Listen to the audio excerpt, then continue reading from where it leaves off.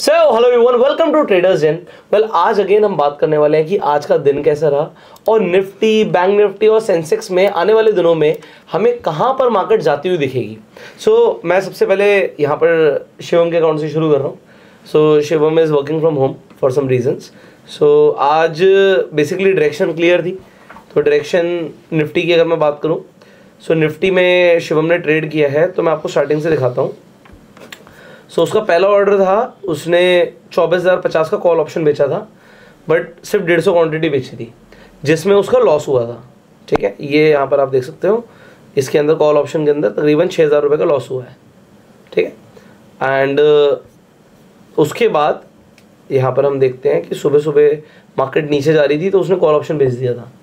जब call option बेचा, उसने बेचा था 9:20 पे, तो तकरीबन इस कैंडल पे जाके यहाँ पर बेचा था उसने। और यहाँ पे बेचने के बाद मार्केट थोड़ा सा नीचे गई ज़रूर, बट ऊपर चली गई वापस, तो इसलिए इसने निकल गया 938 पे आउट हो गया। तो इस कैंडल पे ऑलमोस्ट आउट हुआ है यहाँ पर कहीं। ठीक है, ये आउट होने के बाद 24,100 की पुट ऑप्शन बेची, जो कि अगेन 939 पे बेच दी थी, 939 लगभग इस कैंडल पर। और उसके बाद पूरे दिन बैठा रहा, और ये डायरेक्शन क्योंकि थी और एग्जिट थी नहीं, तो बिल्कुल लास्ट में जाके इसे हमने हटाया 3:20 पर।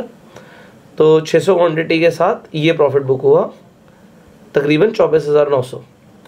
एक कैपिटल का अगर आप देखोगे तो वैसे तो कैपिटल ज़्यादा यूज़ नहीं हुई 600 क्वांटिटी में, ऑल्दो फंड उसके पास है 30 लाख के आसपास, बट 600 क्वांटिटी में कुछ खास कैपिटल यूज़ नहीं हुई। तो जैसे मर्जी हम देख लें कि ये अगर आप देखोगे तो कुछ 18,900 समथिंग का प्रॉफिट आया है। यहाँ पर कुछ ETF से एग्जिट किया हमने, बिकॉज ये प्लेज नहीं हो रहे थे, तो ये थोड़ा सा हटा दिए, that is it. Net PNL कुछ 18,000 समथिंग का रहा है, बिकॉज डायरेक्शन वॉज क्लियर, एक ही तरफ की डायरेक्शन थी। सुबह का मूव एक अलग बात थी कि नीचे जाके ऊपर आ गई, एंड दैट इज़ इट। ये शिवम का था। बाकी किससे शुरू करें? आपसे शुरू करते हैं, आपका कैसा? तो आज मुझे लगता है काफ़ी टाइम बाद मैंने नॉन एक्सपायरी इंस्ट्रूमेंट ट्रेड किया, और मुझे लगता है 5DT तो ट्रेड करके तकरीबन नहीं करके 1-1.5 साल हो चुका होगा। तो काफ़ी वियर्ड था आज का दिन मेरे लिए। प्रीमियम देख के कंफर्टेबल नहीं हो पा रहा था मैं, मतलब प्राइसिंग काफ़ी अजीब लग रही थी, कभी इतने बड़े प्रीमियम देखे ही नहीं थे। कैलकुलेशन भी सब जीरो के अगेंस्ट हो रही थी कि ये चीज़ जीरो हो जाएगी, फिर याद आता था अरे ये तो जीरो नहीं हो सकती आज के दिन पे। तो काफ़ी नया एक्सपीरियंस था। काश जीरो हो जाए, काश जीरो हो जाए, 25 लाख रुपए आ जाए। हाँ, मतलब कुछ नया था। मुझे लगता है अगले 2-3 दिन काफ़ी इंटरेस्टिंग रहने वाले हैं। तो फिर भी ओके परफॉर्मेंस रही। अगर आप प्रीमियम को देखोगे तो प्रीमियम दिन भर में कहीं भी मूव नहीं किया। मार्केट जब तक स्टेबल थी तब तक धीरे धीरे प्रीमियम ऊपर ही इंच कर रहे थे। फिर जो अप मूव आई थी उस टाइम पे प्रीमियम और शूट अप कर गए।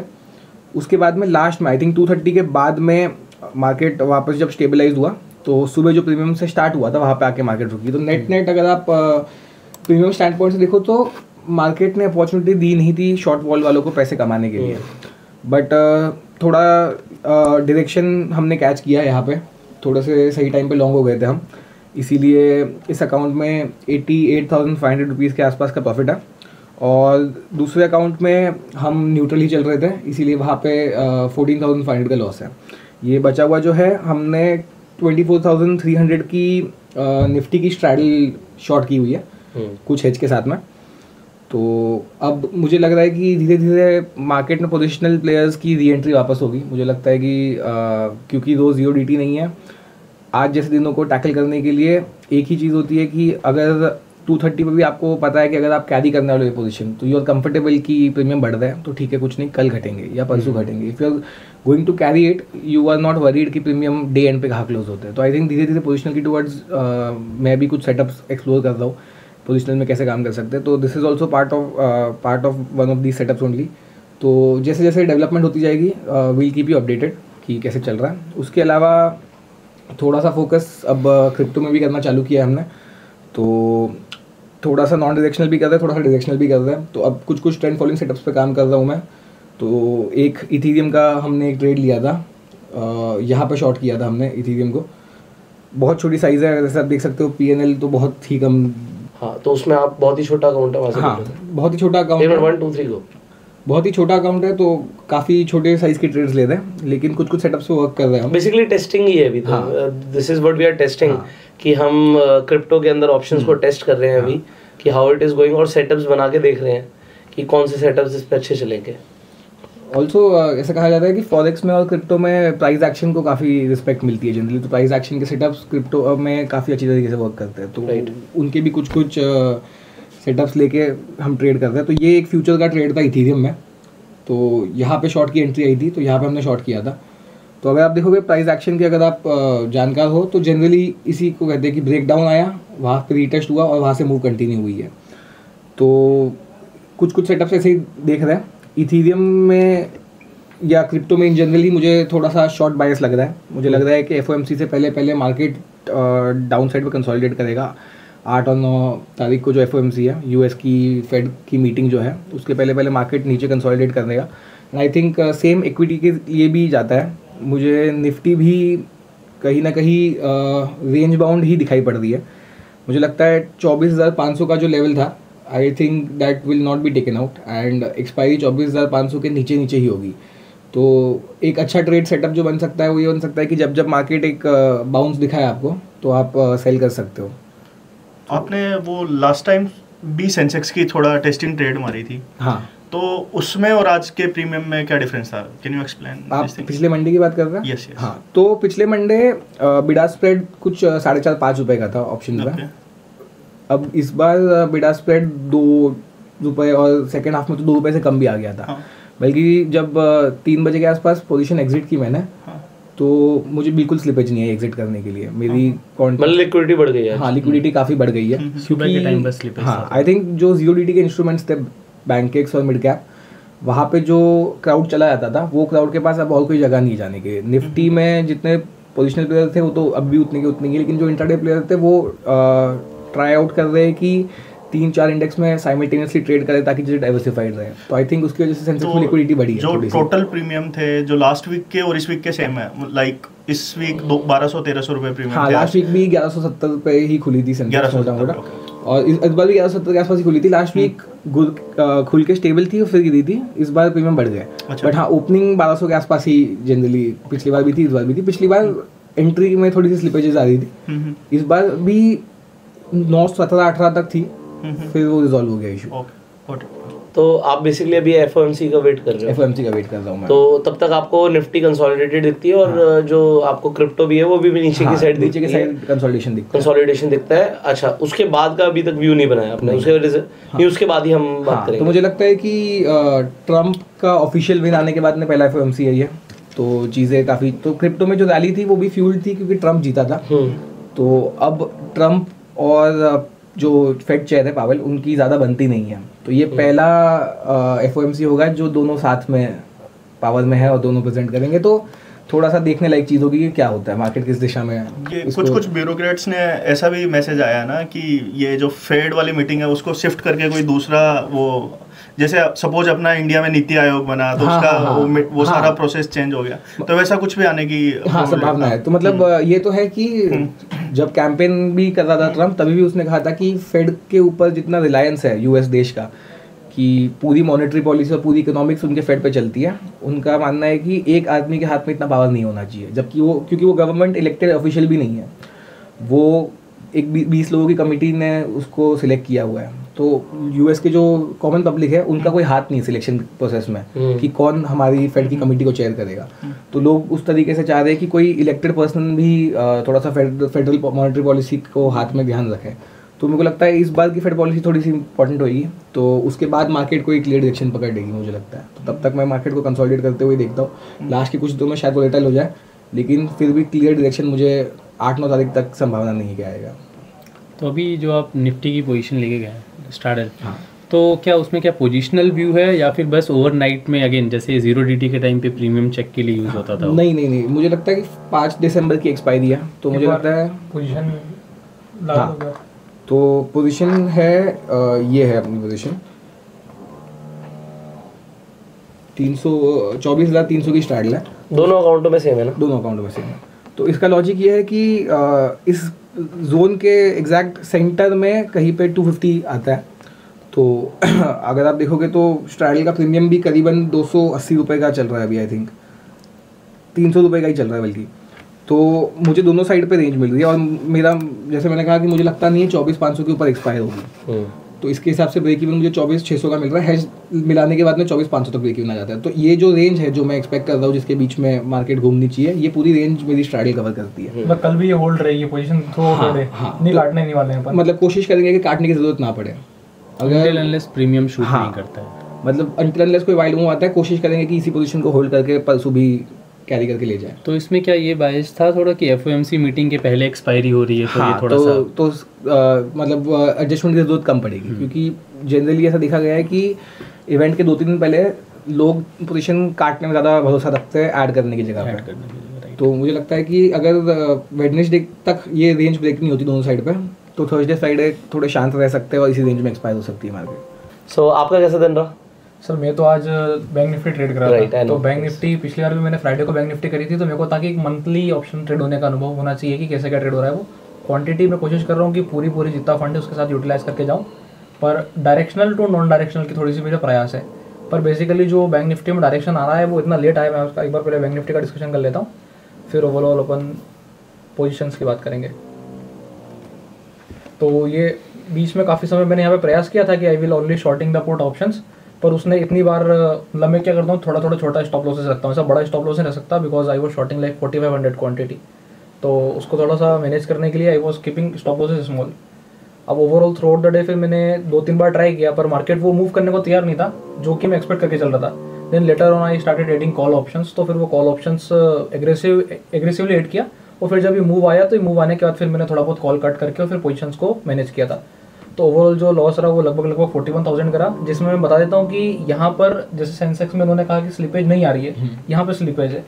Like I was exiting at a loss of 15-20,000, और जब मैंने पोजीशंस कट करी तो इट रीचेस टू 40,000। तो ये 25,000 की स्लिपेज आ गई। से मुझे ये पूछना था कि जैसे सपोज मैं भी कुछ टेस्टिंग चल रही है मेरी, जैसे सपोज आप भी बोल रहे हो टेस्टिंग कर रहे हैं, तो मैं अपने व्यूअर के लिए ये पूछ रहा हूँ जो अपना जो टेस्टिंग फंड है वो कैपिटल का कितना रहना चाहिए बेसिकली। सपोज कोई बिगनर आ रहा है वो अपने जैसे ही टेस्टिंग ट्रेड मार रहा है, तो मैं बेसिकली ये क्लेरिफाई चाह रहा हूँ कि कम कैपिटल से टेस्टिंग ट्रेड मारे या ज़्यादा कैपिटल से टेस्टिंग ट्रेड मारे। देखो ऐसा बेनिफिशियल फॉर मेरे लिए, जैसे आप पूछोगे कि मेरे लिए टेस्टिंग थी, नहीं मेरे लिए ये प्रॉपर सिस्टमेटिक ट्रेड था जो कि मैं सारी तरीके से करता हूँ। ऐसा तो नहीं कि बैंक निफ्टी को पहली बार ट्रेड कर रहे हैं अपन जीवन में, ट्रेड तो थ्रू आउट द वीक हम 2 साल से करते आ रहे हैं, 3 साल से करते आ रहे हैं, तो उसको ध्यान में रखते हुए मैं ट्रेड कर रहा हूँ। बस यहाँ पे अगर बात करी जाती है कि टेस्टिंग फंड अगर जो होता है, जैसे सपोज आपकी कैपिटल अगर 10 लाख रुपए की है, तो सबसे पहले आपको ये समझना पड़ेगा कि उस 10 लाख रुपए की कैपिटल पे आपकी स्ट्रेटेजी पूरी बन पा रही है कि नहीं, वो सबसे ज्यादा मैटर करता है। अब अगर मेरी स्ट्रेटेजी सपोज 50,000 में बन पा रही है, तो फिर आपको ज्यादा से ज्यादा कैपिटल का 20% इस्तेमाल करना चाहिए, मेरा 20%, उससे ऊपर टेस्टिंग नहीं करनी चाहिए। अगर कोई मुझसे पूछेगा कि टेस्टिंग है, तो मैं बोलूंगा नहीं टेस्टिंग नहीं है, वर्किंग है।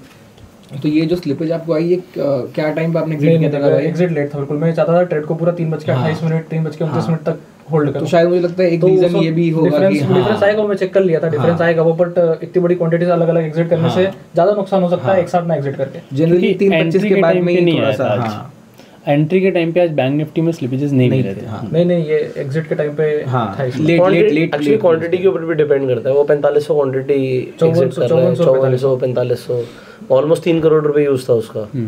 तो अब उस टाइम पे, और बात किया है ना कि जैसे जीरो डीटी नहीं है, इनफैक्ट वीकली भी नहीं, मंथली है, तो मंथली में थोड़ा सा बेड आस्क का फर्क आ सकता है। बेड आस्क का 1-2 रुपए का तो अंतर ही था, मतलब 100 रुपए के ऑप्शंस भी जो मैं ट्रैक करा था, 103.5 तो 104.75, मतलब ऐसा डिफरेंस था। तो और वैसे तो सेंसेक्स में इससे भी मतलब और ज्यादा था, ऐसे सेंसेक्स में 2.5 रुपए था, मतलब मुझे लगता है 3-15 के पहले अगर आप काट लोगे तो आपको थोड़ा सा बेटर रहेगा। आप जिस ऑप्शन की बात कर रहे हो, आप कितना दूर बात कर रहे हो?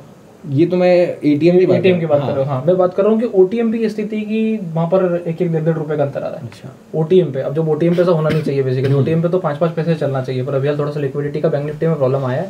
इतना हार्ड एंड फास्ट प्रॉब्लम नहीं है, पर हाँ इतना जरूर है कि 1 रुपए में अगर 5400 क्वांटिटी है और 2 रुपए का अंतर आ गया तो इट इज लाइक 10-15 हज़ार 10,000 का तो पहले भी आ जाता था काटते। पर सर हाँ, बड़ी ज़्यादा है, ये ज़्यादा है। मतलब हमारे लिए इस क्वांटिटी में 10-15 हज़ार का स्लिपेज नॉर्मल होता है, ये तो हम लेके चलते हैं। मतलब अगर आप काटोगे तो जो आपको दिखा रहा होगा उससे आपका 10-15 हज़ार PNL कम हो जाएगा उसी वक्त। तो ये ओवरऑल ये वाली स्थिति रही। अब इसके बाद बात कर लेते हैं अगर कि क्या सिनेरियो दिखाई देता है। तो मेरा व्यू तेजी का ही था, जो कि मैंने पिछली बार भी कहा था कि मैं मदी नहीं देखता हूँ। अगर आप देखोगे लास्ट वाली फ्राइडे वाली में अपन ने बात करा था, फ्राइडे को डिस्कशन, तो मेरा व्यू तेजी का ही था, और इसलिए आज मार्केट जब नीचे आया था तो I was like shorting put option. तो कारण यही था कि जो मैं व्यू बना के चलता हूँ उसके ऊपर काम करता हूँ, और एक व्यू होना जरूरी भी है अगर हम ट्रेडिंग करते हैं। और हमारे पास अगर एक व्यू नहीं है तो फिर आप डायरेक्शनल ट्रेडिंग नहीं कर सकते। आप नॉन डायरेक्शनल जरूर जा सकते हो, पर डायरेक्शनल जाना थोड़ा सा डिफिकल्ट होता है। तो उसके हिसाब से अभी भी मेरा व्यू बुलिश ही है। बुलिश में इसलिए बता रहा हूँ क्योंकि बैंक निफ्टी जो है वो अभी भी गैप कवर नहीं करी, और गैप को उसने होल्ड कर रखा है एक अच्छे खासे सपोर्ट की तरह। तो ओवरऑल निफ्टी पे मैं एक और चीज़ बताता हूँ। आपने जैसे हेड एंड शोल्डर देखा होगा, हेड एंड शोल्डर कुछ इस हिसाब से बनता है, अगर कभी आपने ध्यान दिया हो तो हेड एंड शोल्डर का पैटर्न कुछ इस हिसाब से होता है। अगर आप इसी को उल्टा कर देते हो तो उसको हम इनवर्स हेड एंड शोल्डर बोलते हैं। तो यहाँ पे आपको निफ्टी पे कहीं ना कहीं वो बनता नजर आएगा, जो कोई भी ध्यान से थोड़ा देख रहा होगा उसको भी पैटर्न दिख जाएगा। और ये नियर बाय नेकलाइन के आसपास है, जो कि मैं पिछली बार भी बता रहा था कि यहाँ से अगर ब्रेकआउट का अटेम्प्ट होगा और एक ब्रेकआउट सस्टेन तो हम 25,000 के आसपास निफ्टी को देखेंगे। तो ये ओवरऑल सिनेरियो को ध्यान रखना है। तो इस हिसाब से अगर मैं वर्किंग करूंगा तो यहाँ पर जो मेरा रोज का व्यू रहेगा, चाहे मैं निफ्टी ट्रेड करूँ, चाहे मैं सेंसेक्स ट्रेड करूँ या बैंक निफ्टी ट्रेड करूँ, थोड़ा सा बुलिश बाय से भी लेकर चलूंगा। एक बार अगर ये नेकलाइन ब्रेक हो जाती है तो ये ओवरऑल स्थिति रहने वाली है। बाकी ओवरऑल सिचुएशन थी। जो एक और चीज़ मैं बताना चाहता हूँ कि बैंक निफ्टी में प्रॉफिट नहीं बनने का कारण एक और ये भी है कि यहाँ पे प्रीमियम थोड़ा सा उस हिसाब से टिके हुए हैं कि आपकी पोजीशंस अगर continuously through out the day एक ही जगह पे बनी हुई है तो आपको प्रॉफिट बनेगा। पर एक्चुअली में क्या हुआ कि वो बनी हुई भी थी, पर अब मार्केट किस हिसाब से रेट किया कि मार्केट में वो जगह नहीं बनी रही। जैसे कि क्या होता है, दो चीज़ें होती है जब भी आपको प्रीमियम से प्रॉफिट चाहिए होता है, तो यहाँ पर दो चीज़ इंपॉर्टेंट होती है। सबसे पहला होता है कि आपका मार्केट मूव तो नहीं कर रहा अगर प्रीमियम ऊपर नीचे करके डिके हो रहे हैं। जैसे यहाँ पर क्या हुआ है, प्रीमियम ऊपर नीचे करके डिके हो रहा है, लीनियर डिके नहीं है। अगर लीनियर डिके नहीं है तो आपका फिर मार्केट हिलना नहीं चाहिए। अगर आपका मार्केट हिलेगा और आपने अगर उसमें एडजस्टमेंट नहीं किया तो फिर आपकी कॉस्टिंग जाती है।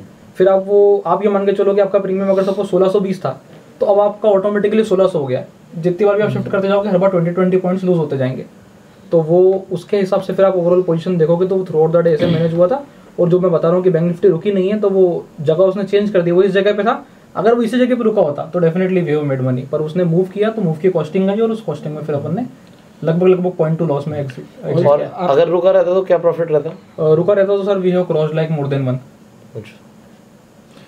अगर जैसे आपने नोटिस किया है कि बैंक निफ्टी अपन जब ट्रेड करते थे पहले तो दोनों साइड पे टोटल 300 रुपये के आसपास का प्रीमियम होता था, 300-350 का। और अब 1600-1700 का ट्रेड कर रहे हैं। तो अगर अपन रोज इसी प्राइस पे ट्रेड करते हैं तो एसटीटी आपके कॉस्ट आपका 5 गुना बढ़ जाता है। तो STT is on turnover, right? हाँ, तो बिल्कुल वो तो क्लियर है। तो मैं एटीएम नहीं कर रहा हूँ ना, मेरे को क्लियर है वाली चीज। तो मैं अब ओटीएम्स पे जो प्रीमियम इंट्राडे में हम एटीएम्स पे शॉर्ट करते थे वीकली एक्सपायरीज पे, अब मैं वही प्रीमियम उसके आसपास का प्रीमियम ऐसे शॉर्ट करने की कोशिश कर रहा हूँ कि we will match the same costing. But ये व्यूअर्स के लिए इंपॉर्टेंट है समझना कि या तो आप ये कर सकते हो कि ऑर्डर 5 गुना कम कर लो आपके, अगर आप 5 पैसे नहीं बनेंगे। हाँ, मतलब देखे तो उतने रुपए का आना। हाँ, तो ये थोड़ा सा बेसिकली जो समझ में आ रहा है कि बैंक निफ्टी में तो आना ही, बट वो किसी एक दिन मिल जाए, एक दिन 100 रुपए का एकदम से, वो आज नहीं आएगा, बट मतलब मंथली में अपना 4-5 दिन। दिक्कत उसमें ये है ना, जैसे कि अब क्या हुआ कि हो सकता है कि थर्सडे को आया, अभी थर्सडे को तो मैं निफ्टी ट्रेड कर रहा हूँ तो फिर वो अपॉर्चुनिटी चले जाएगी। वो बेसिकली आईवी के ऊपर भी डिपेंड करता है ना, कब वो गिरेगी। जो एटीएम पे काम कर रहा है अब उसके लिए कि थोड़ी शिफ्टिंग कम हो, तो थोड़ा उसके लिए बेटर रहेगा कि शिफ्ट अगर कम करना पड़ रहा है तो एसटीटी चार्जेस वो मैनेज कर पाएगा। हाँ, तो नहीं है शिफ्टिंग। तो जब वास्ट मूव आया, अभी जो मूव था ये अच्छा खासा मूव था, मतलब 400 पॉइंट के आसपास का मूव हो गया था मोटा मोटा। तो फिर उसको तो मैनेज करना ही पड़ेगा, आप उसको बिना शिफ्ट करे मैनेज नहीं कर सकते। अगर आप डायरेक्शनल से नॉन डायरेक्शनल में कन्वर्ट हो गए और फिर उसके बाद मूव आया है वो भी बिल्कुल एंड ऑफ द डे पे जा करके, तो फिर थोड़ा सा दिक्कत होता है। सही, तो ये ओवरऑल पोजीशन थी। बाकी मैंने व्यू बता दिया अपना कि निफ्टी पर जो सिनेरियो है वो इनवर्स हेड एंड शोल्डर वाला सिनेरियो है, हमें थोड़ा सा ध्यान रख कर चलना चाहिए विद द शॉर्ट पोजीशंस। देखते हैं अपन बाकी अपने को जैसे जैसे मार्केट प्रोग्रेस करेगा, तो जैसे मैं मानता हूँ कि चार्ट पे चीज़ पहले होती है और उसके बाद फिर दुनिया भर की चीज़ें बाद में बनती है। तो यहाँ पे जो कोई सी भी न्यूज़ आएगी वो ये इम्पैक्ट करेगी। अगर नेकलाइन ब्रेक हुई और यहाँ से तेजी मार्केट 25,000 तक जाएगा तो न्यूज़ ऑटोमेटिकली ऐसे आएगी जो कि इसको जस्टिफाई करेगी कि हाँ मार्केट को 25,000 जाना चाहिए था, वो वाली चीज़ है। ठीक है जी, आप बताइए आपका दिन कैसा रहा? सो मेरे लिए तो ये मंथ का फर्स्ट डे था, तो बड़ा ही डिफरेंट रहा, काफ़ी लर्निंग थी। वियर्ड भी कह सकता हूँ। पहले हाफ तक तो थोड़ा फ्रस्ट्रेशन भी था कि ऐसा मार्केट क्यों देख रहा हूँ आफ्टर 0 DT, एंड थोड़ा प्रीमियम के एनालिसिस में डिफरेंसेस आ रहे थे हालांकि ऑल्दो मैं पिछले कुछ दिनों से कर रहा था मंथली, लेकिन स्टिल जब फुल फ्लेज आप घुसते हो तो कुछ कुछ चीज़ें आपको दिखती है, क्योंकि उस टाइम पे 0 DT भी साथ में होता था। तो फर्स्ट हाफ की अगर मैं बात करूं तो इनिशियली मैंने जो ट्रेड शुरू किया था, एक अकाउंट में मैं था सेंसेक्स और बैंक निफ्टी के साथ, दूसरे में मैं सिर्फ ओनली सेंसेक्स था। तो सुबह जब मैं बताऊं अगर बैंक निफ्टी को देख के, तो बैंक निफ्टी में ये फॉल आया जब सुबह के टाइम पे, तो मंथली बैंक निफ्टी में मुझे कोई ऐसी स्लीपेज वगैरह नहीं मिली और डायरेक्शनल ट्रेड था वो। तो डायरेक्शनल में मुझे यहाँ पे पैसे बन रहे थे, और वहीं पे सेंसेक्स की एग्जीक्यूशन थोड़ी सी ऐसी थी कि जहाँ पे स्लिपेजेस भी आए एंड अगेन थोड़े से ऐसे भी रहे कि चॉपी रहा मेरे लिए, क्योंकि मैं उसमें नॉन डायरेक्शनल था एंड वहाँ पे मुझे लॉसेस हो रहे थे। बट क्योंकि मैं बैंक निफ्टी में थोड़ा रियलाइज गेन था मेरे पास, तो उस टाइम के लिए पोजीशन मैनेज थी, जिसकी वजह से मैं ये प्लान कर पाया कि बाद में मुझे ऐड ऑन करना है Sensex. But Sensex add on तो मैं किए जा रहा था, लेकिन प्रीमियम जो है ना वो बढ़ती ही जा रही थी। एंड अगर मैं सेंसेक्स का अगर प्रीमियम दिखाऊं तो ये सुबह का है ना 1180 के आसपास, और ये पूरे दिन इस तरीके से गई है। ये एक जोन था, तो मैंने क्या किया कि सुबह एक टाइप पे मैंने पोजीशन ऐड किया। यहाँ पे जब थोड़ा ऊपर मिला मुझे 11 बजे के आसपास तो भी मैंने पोजीशन थोड़ा ऐड किया कि हो सकता है कि यहाँ से मुझे अगर प्रीमियम डीके आएगा, क्योंकि मार्केट कहीं नहीं जा रही थी एंड इट वाज लाइक कि कभी ना कभी तो डीके थोड़ा देखने को मिल सकता है। बट ये भी था कि 0 DT में ऐसा बहुत बार एक्सपीरियंस करा है, जब भी 0 DT करते हैं कि जब मार्केट एक जगह रहती है और प्रीमियम शूट करता है तो एक बड़ा मूव आता है। बट वो चीज़ क्या अभी काम करेगी जब 5 DT में काम कर रहे हैं या नहीं, एक्चुअली बिल्कुल ऐसा ही हुआ और मूव आया और अच्छा खासा बड़ा मूव आया। उस समय मैं थोड़ा डायरेक्शनल प्रिपेयर्ड हो गया था, क्योंकि मुझे ऐसा लगा कि 50-50 था बाकी ने, बट अगेन मैं प्रिपेयर्ड था। बट उस समय क्या था कि मेरी जो बैंक निफ्टी की डायरेक्शनल पोजीशन थी वो भी मैं होल्ड करके रखा हुआ था, जो कि मेरी थी उस समय बेरिश पोजीशन।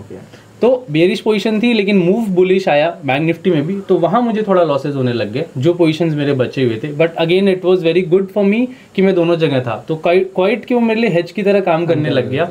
एंड सेंसेक्स में फिर मुझे डायरेक्शनल ट्रेड मिला जिसमें प्रॉफिट हुआ, एंड वहाँ पे मैं बोलूँ कि प्रीमियम में कोई खासा चेंज नहीं आया था, क्योंकि मार्केट मूव कर रही थी। बट डायरेक्शन की वजह से मैं प्रॉफिट में था। एक बार को मैंने एग्जिट भी कर लिया पोजीशंस, क्योंकि अगेन वो सिचुएशन थी कि अगर वहाँ से मार्केट फॉल करता तो फिर मेरे पास नेकेड डायरेक्शन कॉल थी, जो मैं एक बार को बुक करके अपनी पोजीशन वापस से डेल्टा न्यूट्रल के आसपास लाना चाह रहा था।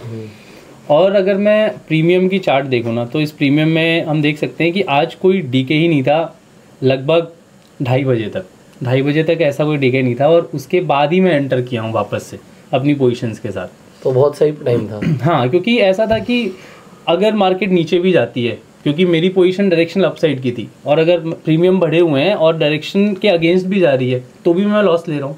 प्रीमियम नहीं घट रहा है उस टाइम पे तो भी, तो मेरी विनिंग प्रोबेबिलिटी वैसे भी 1/3 हो चुकी है। तो I try to make it again 2/3 कि अगर मैं वहाँ पे ही प्रीमियम डीके हो तो भी मुझे कुछ बेनिफिट हो, और एल्स अगर मैं गलत जाता हूँ, एक ही चीज़ हो सकता था कि अगर वहाँ से मार्केट ऊपर जाएगी तो मुझे शायद प्रॉफिट कम होता, क्योंकि अगेन मैं नॉन डायरेक्शनल बैठा हूँ और फिर वहाँ से मैं अपना व्यू चेंज करता।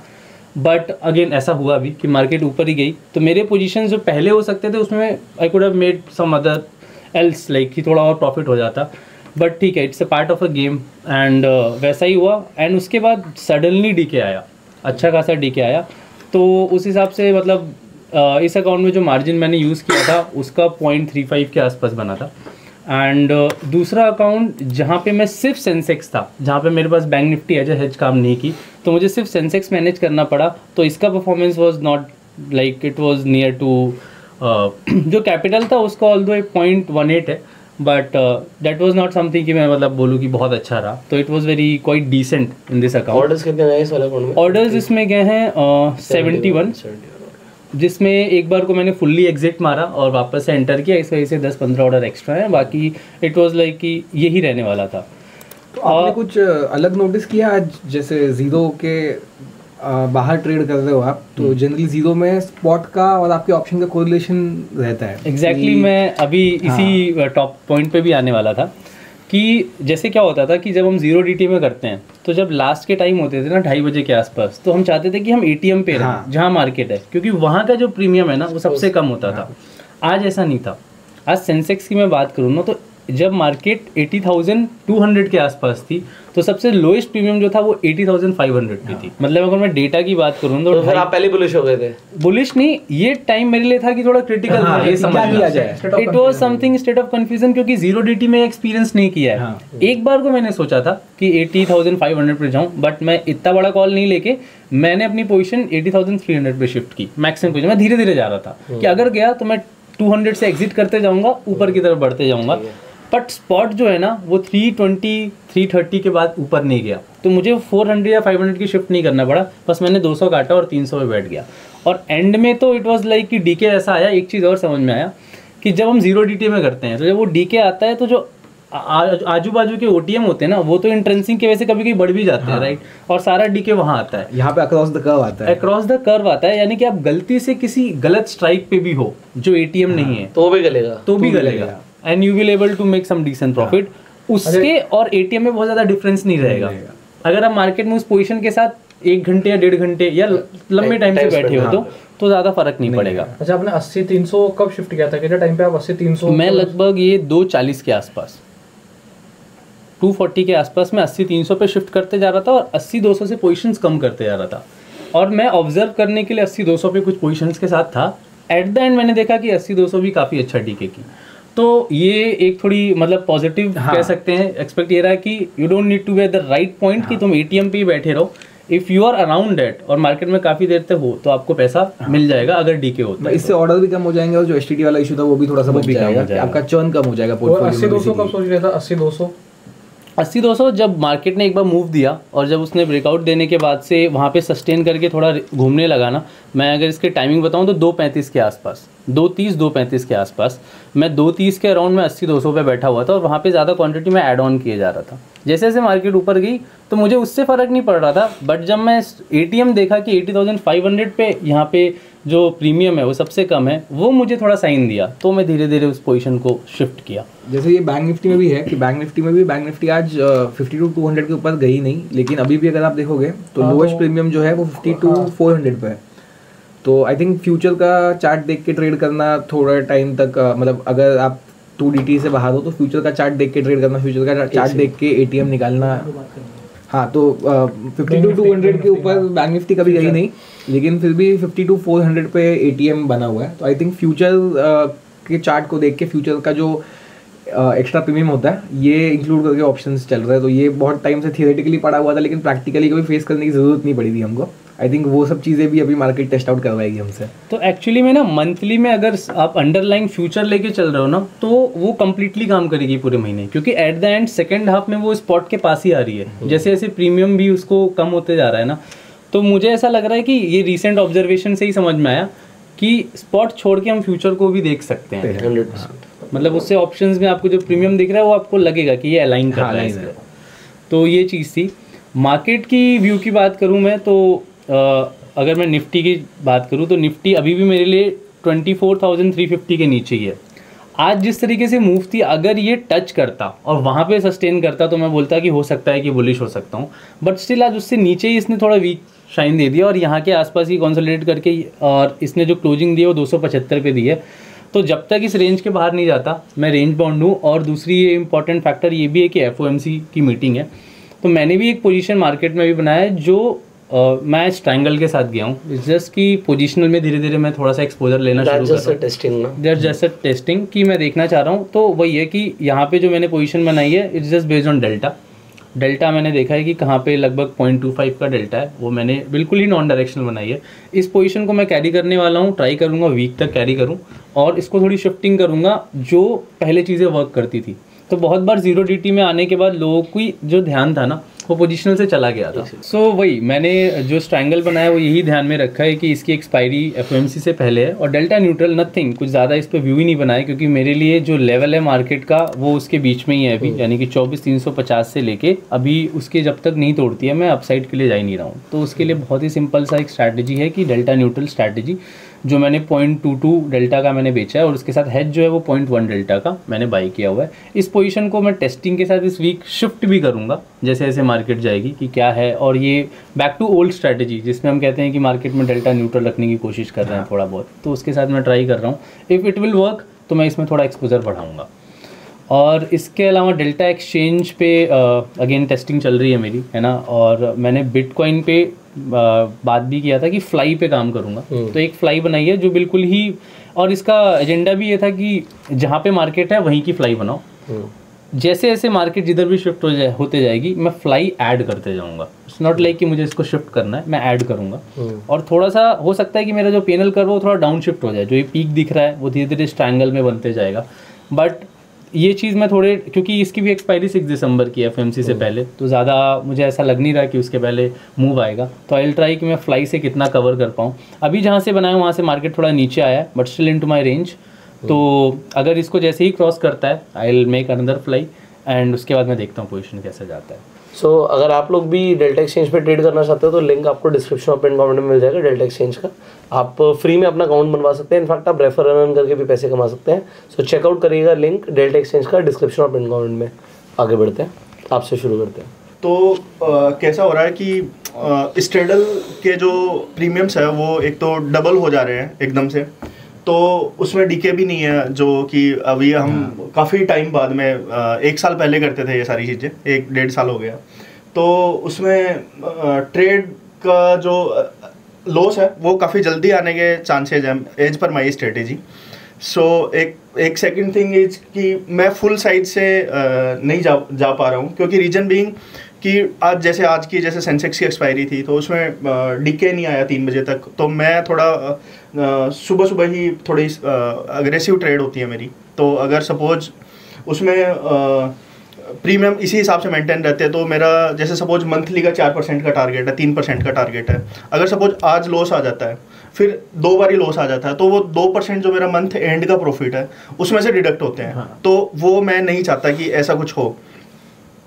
तो सिमिलर थिंग अगर सपोज ये मैं कुछ प्लानिंग कर रहा हूँ नेक्स्ट मंथ के लिए, तो मैं वो एक्सप्लेन थोड़ा सा करने की कोशिश करता हूँ कि नेक्स्ट मंथ के लिए मेरी कुछ टेस्टिंग वो सारी चीजें चल रही है। तो नेक्स्ट मंथ मतलब जनवरी, क्योंकि हमारी 1 तारीख से सेंसेक्स की एक्सपायरी ट्यूसडे हो जाएगा, तो ये गुड न्यूज़ है। हाँ, तो बेसिकली जैसे सेंसेक्स में अभी के लिए जो बिड आस्क है वो 2-3 रुपए का डिफरेंस है। तो सर ने जैसे लास्ट टाइम एक्सप्लेन किया था, मेरे ऑर्डर भी ज़्यादा गए थे सेंसेक्स में 500। अगर सपोज 2-2 रुपए का चर्न करके वो लॉस जाता है मेरा, तो बेसिकली वही 1% का ऊपर का लॉस हो जाता है बेसिकली। वही अल्फा जो हम कमाने की कोशिश कर रहे हैं। हाँ, और वो क्या कि कॉस्टिंग में भी ज़्यादा इम्पैक्ट दिखता है। जैसे सेंसेक्स में 500-600 रुपए प्रीमियम थे लास्ट टाइम, और अभी वो है 1200-1300 रुपए। तो 3x कॉस्ट हो गई। अब सपोज 4 ट्रेड मैंने सेंसेक्स की मारी तो 1.5% तो उसकी कॉस्ट ही आ गई है। फिर अगर दो बारी लॉस हो गया तो 3% का इम्पैक्ट हो गया। तो बेसिकली मैं उस चीज़ का रिस्क नहीं लेना चाह रहा बेसिकली। ये थर्सडे का भी जैसे सपोज निफ्टी की सारी एक्सपायरी थर्सडे को शिफ्ट कर दिया, तो वो मैं निफ्टी पे प्लान कर रहा हूँ, जो कि वेडनेसडे पे इस मंथ ट्रेड जाएगी मेरी। तो ये बेसिकली मंडे ट्यूसडे आपका सेंसेक्स है, वेडनेसडे और थर्सडे निफ्टी है। हाँ जी। ओके, और फ्राइडे का क्या प्लान है हमारा? फ्राइडे का सर अभी के लिए, नेक्स्ट मंथ के लिए स्किप है, अभी के लिए सेंसेक्स है, इस मंथ के लिए सेंसेक्स है। बट अगले महीने हम फ्राइडे को ट्रेड नहीं करेंगे, हम अवॉइड करेंगे। यस। सो बेसिकली ये आज का डाटा मैं FIDI का डाटा डेली एक्सप्लेन करता हूँ। तो आज का कुछ स्पेशल रीजन है एक्सप्लेन करने का इसका बेसिकली। तो जो सैटरडे संडे का जो गैप हो जाता है ना, बेसिकली उसमें ये डाटा काम नहीं करता। तो most probably 70% of the time इसका अपोजिट होता है डाटा। तो जैसे सपोज ये क्लाइंट बुलिश थे और ये FII बेरिश थे, तो आज का जो डाटा है वो मार्केट सारा पूरा ऊपर गया है। तो रीजन बीइंग ये डाटा बिल्कुल भी काम नहीं किया है। तो ये मंडे को डाटा काम नहीं करता है। काफ़ी टाइम से मैं ऑब्जर्व कर रहा हूँ, 3-4 साल से, तो ये डाटा काम नहीं करता। एक सेकंड थिंग ये आज मेरे को पॉजिटिव लगी आज के मार्केट के हिसाब से, मैं वो एक्सप्लेन करने की कोशिश कर रहा हूँ। जो जेन स्ट्रीट का काफ़ी वो जो ट्रेंडिंग में चल रहा था ना कि जेन स्ट्रीट आ गए हैं, ये स्पाइक हो गया, वो स्पाइक हो गया। तो बेसिकली आज के चार्ट के हिसाब से मुझे वो जेन स्ट्रीट वाले मूव नहीं दिखे। रीजन बीइंग कि मार्केट स्लोली ऊपर गया है। बेसिक से इसमें 100-150 पॉइंट के बीच में मूव आए हैं, पर मेरे को कोई ऐसा मूव नहीं लगा जो जेन स्ट्रीट का 1 मिनट के अंदर 1% ऊपर 1% नीचे। तो बेसिकली ये जो सेबी यही चीज़ चाह रही थी बेसिकली, जो बड़े प्लेयर्स हैं उनको आउट करे, रिटेलर का पैसा वो ना खा पाए। तो बेसिकली ये मेरे को अगर सपोज इस हिसाब से 3-4 दिन चलता है मार्केट, तो ये एक प्लस पॉइंट है रिटेलर्स के लिए। मतलब ये पहले हो जाता था कि हर कोई एक ही स्ट्राइक पे आके कंप्रेस हो जाता था, इसीलिए बड़ी फर्म्स उसको एक्सप्लॉइट कर सकती थी और बड़े बड़े मूव्स लाके सबको स्टॉप ट्रिगर कर सकती थी। अब मार्केट थोड़ी फ्री फ्लोइंग सी हो गई है। और आज मैंने जैसे वो देखा तेजस खोड़े जो फायर्स के फाउंडर है, तो उन्होंने बोला कि बेसिकली हम जो बड़ी क्वांटिटी लेके आ रहे हैं उनको भी हम फ्रीज करेंगे, या फिर जो एफआईआई के प्लेयर्स है वैसा करके। तो ये कई जगह से ये प्लस पॉइंट आ रहे हैं कि जो बड़े प्लेयर है अगर वो कुछ परसेंट भी आउट होते हैं तो वो जो प्रोप वाले हैं जो या फिर जो बड़े ट्रेडर्स हैं उनके लिए ये एक प्लस पॉइंट है। हाँ, तो आज का भी बेटर काम करेगा। अगर आज के मार्केट में सेम अगर ये सेंसेक्स का आज का जैसा मार्केट रहता अगर मंडे नेक्स्ट मंथ से, तो ये 1-1.5% का मार्केट था इजीली प्रॉफिट कमाने का। हाँ, तो अगर एक्सपायरी या 180 हो तो हाँ, तो वैसा ये एक प्लस पॉइंट दिख रहा है मार्केट के लिए। सो आई होप आपको काफ़ी कुछ वैल्यूएबल इंसाइट्स मिले होंगे आज की इस वीडियो से। अगर आप लोग इसी तरीके से हमारे साथ कनेक्टेड रहना चाहते हैं तो प्लीज़ सब्सक्राइब कर लीजिए, बेल आइकन पे ज़रूर क्लिक करिएगा कि जब भी वीडियो जाए आपको नोटिफिकेशन मिले, क्योंकि इसमें आपको इंपॉर्टेंट मार्केट की अपडेट्स मिलती हैं, लेवल्स के ऊपर भी हम बात करते हैं, अगर कोई इवेंट होने वाला है उसके ऊपर बात करते हैं, और किस तरीके से आगे हम लोग खुद के लिए ट्रेडिंग प्लान कर रहे हैं वो भी हम डिस्कशन करते हैं। सो है तो पर्सनलाइज्ड, बट आप भी अब हमारे फैमिली का हिस्सा बन सकते हैं सिंपली सब्सक्राइब करके और बेल आइकन पर क्लिक करके। अगर आपको वीडियो अच्छी लगी, इन्फॉर्मेटिव लगी, आप शेयर करिए। हम आपसे मिलेंगे अगली वीडियो में। डेल्टा एक्सचेंज का लिंक आपको डिस्क्रिप्शन में कमेंट मिल जाएगा, आप जाकर साइन अप कर सकते हैं। You go self made and जय हिंद।